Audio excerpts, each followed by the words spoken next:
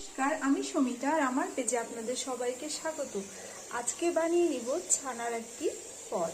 রান্নায় ব্যবহার করেছি আমি মাস্টার্ড অয়েল, আর ফোড়নে যাচ্ছে লবঙ্গ, শুকনো লঙ্কা, জিরে আর এলাচ। ফোড়নটা অলমোস্ট ভাজা হয়ে এসছে। অ্যাড করে দিচ্ছি গ্রেট করা আদা আর কাঁচা লঙ্কা। সামান্য একটু নাড়াচাড়া করে অ্যাড করে দিব ছানা। অ্যাড করে দিচ্ছি, হালকা ভেজে নেব।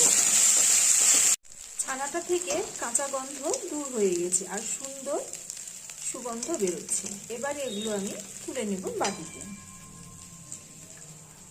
অ্যাড করে দিচ্ছি আরও খানিকটা মাস্টার্ড অয়েল। দিয়ে দিচ্ছি চৌকো করে কেটে রাখা পেঁয়াজ, গাজরটা মিনিট দুয়েক ভেজে নেওয়ার পরে অ্যাড করে দিচ্ছি মটরশুঁটি। 2 চামচ বেসনের সাথে 1 চামচ ঘি আমি ভালো করে এখানে মেখে নেব। সবজির ভিতরে সবশেষে অ্যাড করছি ক্যাপসিকাম কুচি।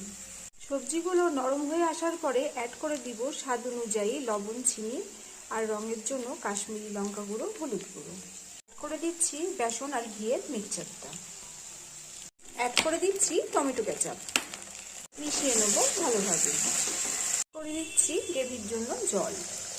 ঝোলে ফুট আসার পরে অ্যাড করে দিচ্ছি ভেজে নেওয়া ছানার মিশ্রণটি।